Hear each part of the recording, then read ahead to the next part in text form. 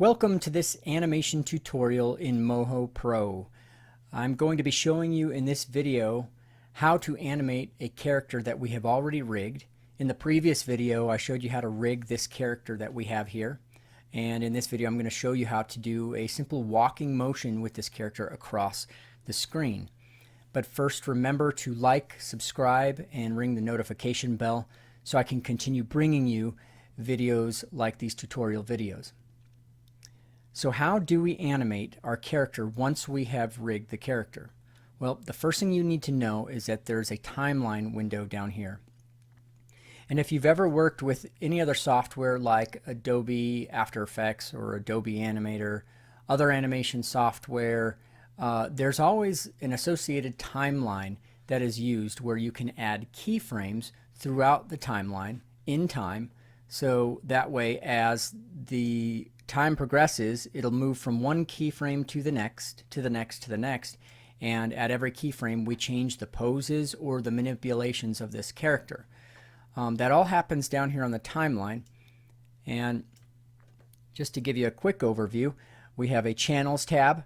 This Channels tab will label the various types of channels that are used when you are animating. And what I mean by that is, if we are animating a bone, it will show a bone motion tool or channel.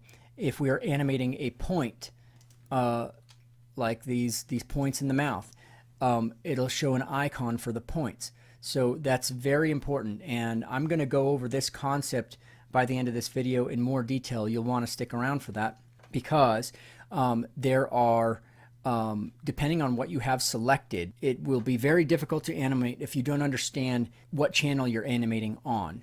The sequencer is just an overview of all the layers that you have here on the right side, and you can put those in time and drag them over where you want them to exist in time. This tab here explains the polarity of your keyframes.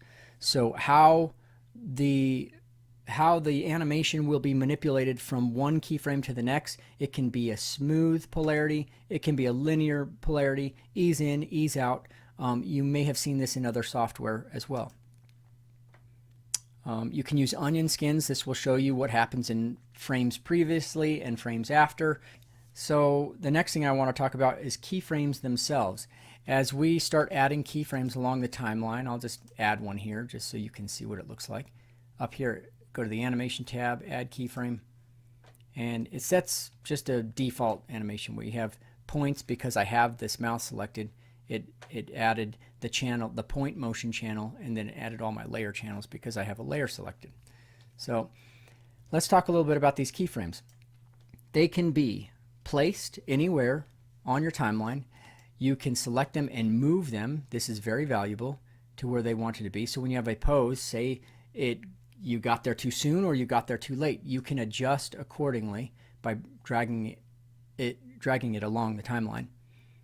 And then another important thing that you will use is copying and pasting. So if you need to reuse what your character has done in the past, you can just simply copy and take it to another place and paste it along there. So we're going to go over all this and you'll see how it works in practice. So what exactly can be manipulated in Moho Pro? Moho Pro is one of the best softwares I've ever worked with, and this is the reason why. Just about anything that we have created can be manipulated on the timeline. So what I mean by that is, we have made shapes, right? We have made black strokes. We have rigged our character with bones. There's color. Any of this can be manipulated on the timeline. So the color of our character can change over time. The bones can be manipulated over time.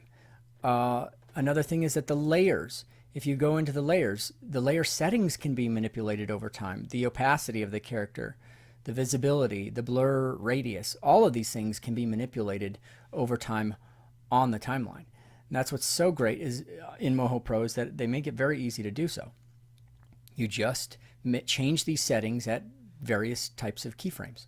One thing I'd like to note is that there's a difference between character animation and animating other scene objects.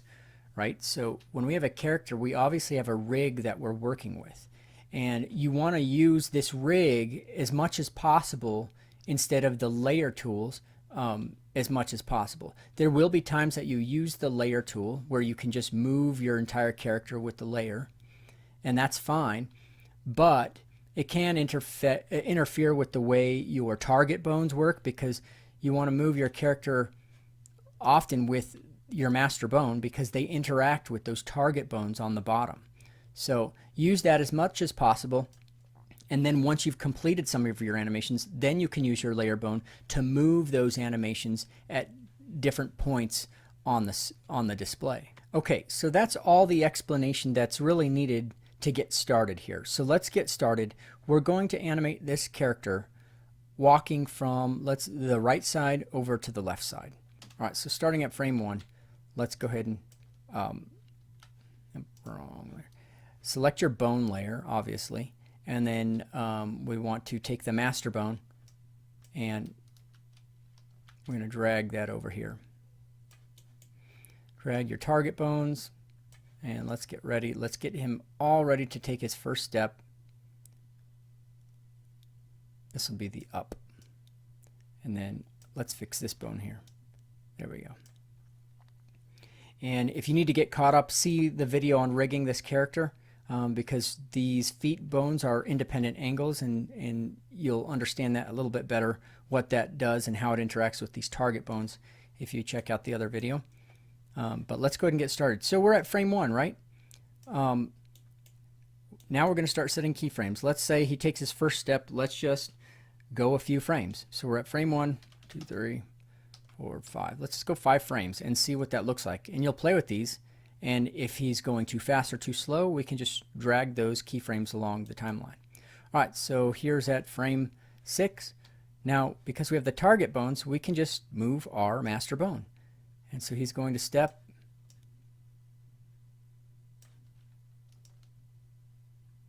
like that. This leg is going to be extended, so we want it to be to the point where it's extended. And this leg is extended as well. Okay, so he's making contact with the ground. All right, so what does that look like? Well, it happened very fast, didn't it? Oh, not too bad. Okay.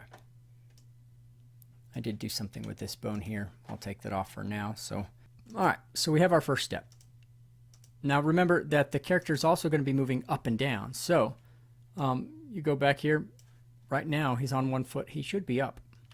So let's just pull him up a little bit.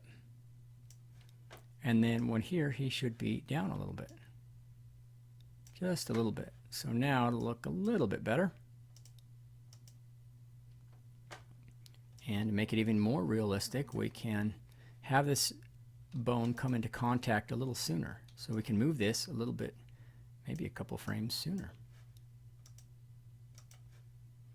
And it's moving kind of fast. Let's go a little slower. So we're going to drag this out a little bit. There we go. He's going to walk real slow. There we go. All right, so that's our first step. And now we are going to come up the next step. So how many frames did we go? We can count them out just to make it equal. 1, 2, 3, 4, 5, 6, 7, 8, 9, 10 is when his foot hits, and then another 2 to finish the step movement.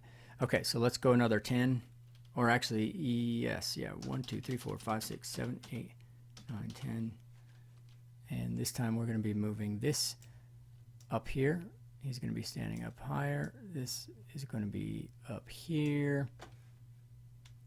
Now remember, you're going to watch, see it's not moving right. And that's because we need to freeze where this bone in the back, we need to freeze where that was. So we're going to copy this frame where it made contact, or where it started the next step. So at frame 13. So there we go. So he steps and then he lifts. There we go. All right. Let's go another 10 frames. 1, 2, 3, 4, 5, 6, 7, 8, 9, 10. It's going to come down a little bit again. And that one steps forward. Ba-boom. Again, we can offset these. Oh, that's not one. Right, so this bone and this bone will be a little bit different. Now, like I said, these red channels show up as the selected bone that you're working with. These ones are basically all of your animated manipulations, but the red ones are the ones that's selected. So I have this master bone selected. So now when I move this bone ahead, so now the foot is going to hit right there at frame 33, just like I did before, but 2 frames later, the master bone finishes its movement. So the foot hits first, and then the master bone finishes the movement. So, and this is important because if I select the other bone, this bone, you can see the selected channel is hitting at frame 33, but then the master bone continues to move. Up here is what the master bone is doing. And if I select that, you can see now the selected keyframe is down here. So always bear in mind at what keyframes you're moving. Are you moving the channels that are accounting for all the manipulations, or the one that is selected? That is very important to note, because you can really mess up your animation if you're not paying attention to that. So here's what it looks like so far. There we go. All right, so I'm just going to continue this process quickly, and we're going to do the same thing for every step until the character makes it all the way across the screen.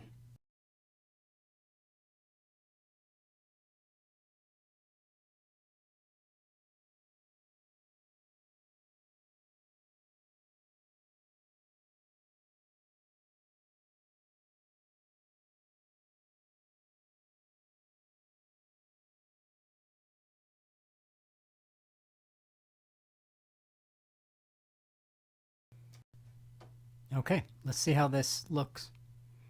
Around to the beginning, and here's our character walking.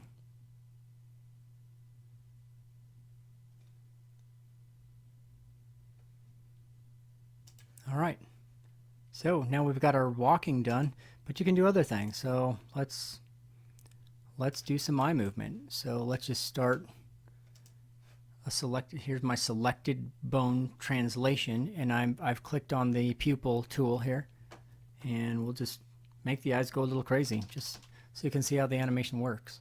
So fast forward about 4 or 5 frames, and we're going to make this character do some funky stuff with his eyes. Go another 5 frames or so. And then let's make the character's eyes go in like a big circle. So I'll go, this will have to be, because it's a circle, it'll have to be a little bit shorter frames.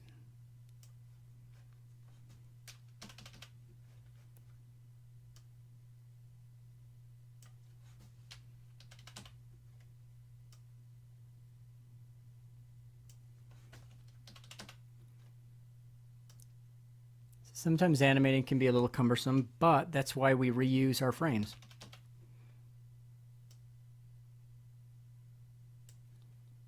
Now, where did the eyes start before they circled? They started in the lower left, so let's copy that frame. That's where we want them to end up if we're going to do a big circle. Could be a little bit, maybe here, down here. There it goes. Did a big old circle. Oh, but it did stop there in the middle. Okay, so we need to let's take this frame out and just compress it a little bit.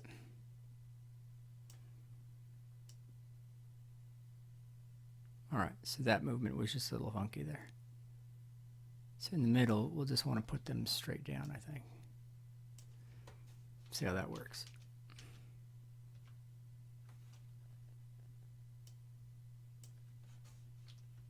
I think we need to remove one more frame, one more keyframe to get it more fluid That's better. All right. I'm going to teach you the cycle function now, because let's just have the eyes. So first we did, the eyes went up to the right, down to the left, and then they circled. Let's just have the eyes circle the rest of the way. So once they hit this keyframe, that's when it starts to circle. And we'll fix just right in here. We want it to be more like there.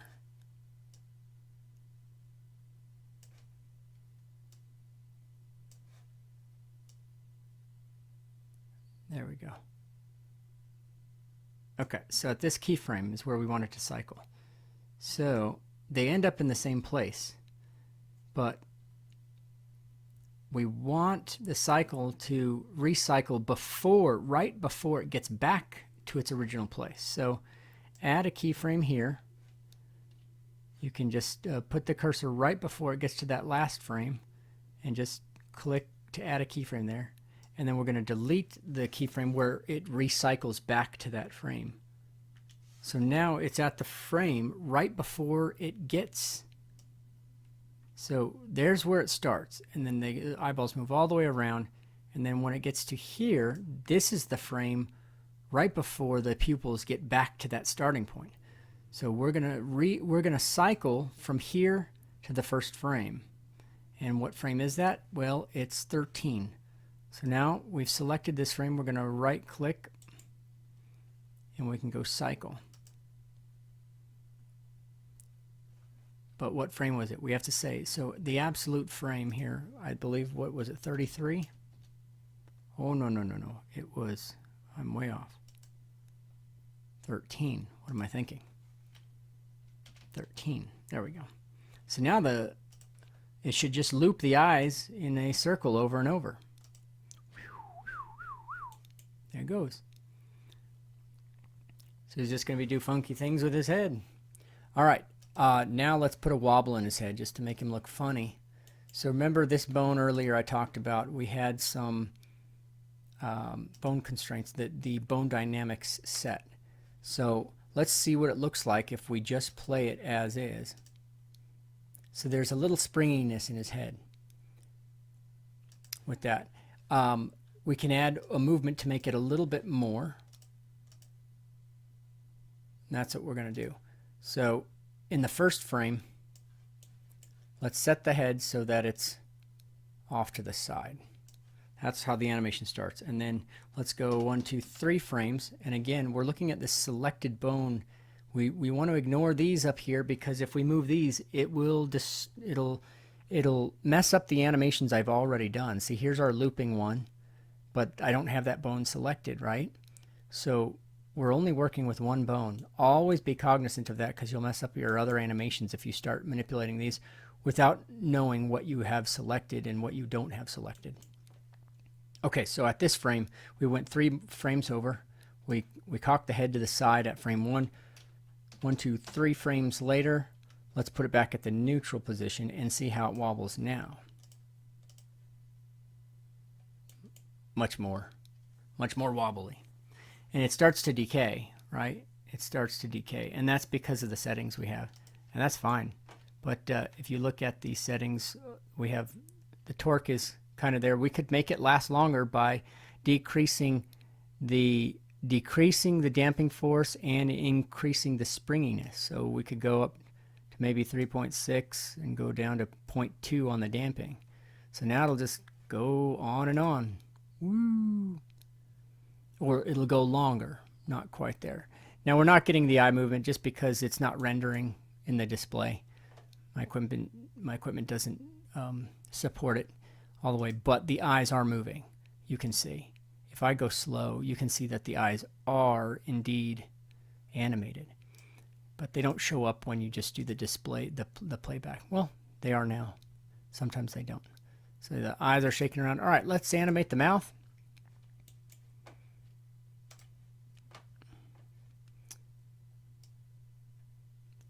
The mouth, we're also going to cycle, I think. And actually, now's a good time to show you about creating actions for your animations. This is where you actually create, it's like a saved animation. You create an action that you can reuse and reference over and over. So say you want to save a certain animation that your character does, like walking, running, jumping. You can save those in the actions. And so we could have done this animation in the action, in an action window, and then we could just re-reference it and reuse that walking, this whole thing that we did. And that's why it's really important to know how to do actions, because it saves a lot of time when you're animating. If we had done our walking animation, so all these bones here, if we had done all this on an action animation, then we can reuse that along our main timeline throughout your story or your animation. And so this is what I'm going to do with the smile. We'll just save that as an action so we can reuse an animation. It would be more useful for the walking, but for the sake of this tutorial, I wanted to just break it down on the main timeline for you. But you can apply this walking animation to the action to be referenced later, just so you know. Okay, so let's select our bone. Go to frame 0. So, we're going to select our bone. This is the one that does the smiling and frowning. Okay, so basically what we're going to do is we are going to create an action for this bone. Oh, actually, I'm sorry. So we don't want the bone selected, because this is going to be just an animation action. It's not going to be a smart bone action. It's going to be an animation action. So deselect everything, and this will be action 7. It'll be called. Let's rename it. We'll call it mouth movement. Okay, so at frame 1, we'll just set our first frame there. So that's where it's going to be at frame 1. We'll go out, a few frames, go to the right, go out a few more, go to the left. We can copy that and so on. Copy those so it'll continue to go. All right, so that's it. So now this is not on the main timeline, so it's not part of the animation yet. It's a sub animation that we're saving. It's the best way I can explain it. But if we play on this, it's just going back and forth, back and forth. All right, so let's go back to the main timeline up here, and now what we're going to do is we're going to reference this mouth movement, and we can decide when we want to do it. I would get used to adding a keyframe before you reference, because then sometimes the program can get finicky, but it's just always a good practice to add a keyframe when you're going to make a change. So it asks if you want to add keyframes for the sublayers. I do not, because this is just all the sublayers of my character. But here we go. Okay, so I've got my keyframe for this selected smiling bone. And now I can erase the other layer keyframes. But if I go one frame later, now I'm going to reference this mouth movement. Now you can do one thing. You can make active, or you can insert a copy. Making active just opens up the action so that you can edit it. But inserting the reference will just basically, there's two differences here. So inserting a reference will make it so that way anytime you change your action in the action window, the reference will also change. The copy, if we insert a copy, it'll just insert a copy of the action as we just made it. But if we ever make changes to it, the copy will still be the old action. So I like to use copies because sometimes references can be finicky, but here's how it works. We put in the action. So now you see that the action is there. It's being referenced. So now watch him smile and frown. And it'll reference as long as it goes for. The other thing that's nice about copying is that if you want to change it on the timeline, so I'm going to just undo that. If I do it again, and this time I insert a copy, it just puts the points in. It copies the points that we made in the action. You can see, here they are. And so it does the same thing. It's just now we can edit them on the timeline if we want to. But it's doing the same thing. But for this, referencing is also very cool. So we will just reference it for now. So we're referencing that mouth movement. Pretty cool. Okay, the last thing we're going to do is just some arm movement. So we're going to select this bone. We're at frame 0. Let's go to frame 1 and just set where we'll just set the arm straight out. Whoosh. Like this. All right. 1, 2, 3, 4, 5. Just go like 5 frames and then decide what you want to do. If you're not sure of how I got this programmed to use both bones at the same time, you can see when I move one bone, it does them both. And I also made a smart bone action for these biceps to curl up. That's another use of the actions. I gave this bone a smart bone action, and the points on this artwork are manipulated as this bone moves. You can see how that's done on the rigging of this character in the other video. All right, so let's go another 5 frames, and we'll just put it back to where it was. Copy that frame, and it goes back. And now I'll just cycle these. Again, we could make an action for this movement, or we can just cycle. And that's what I'm going to do. So I'm going to go 1 frame back, add a keyframe there, because I want it to just cycle perfectly if I can. And then we're going to go back to frame 1. We're going to cycle back. So I think you can do it here. Oh, you can't. You actually do have to right click. You might be able to do it under the animation tab. I don't see it. So I guess you have to right click on the keyframe. But once it's selected, you right click, cycle back to frame 1. And now we should have there we go. We're moving everything that this character can do. So give this video a like and subscribe. Hope you found this video helpful. This is how you animate your character rig. This animation is specifically a character animation, which does differ to some degree from when you're animating other objects. You use a lot more layer tools when you're animating other objects like mountains and scenery. But this is a basic way of how you would animate your character. Hope you found the video helpful. Thanks for watching.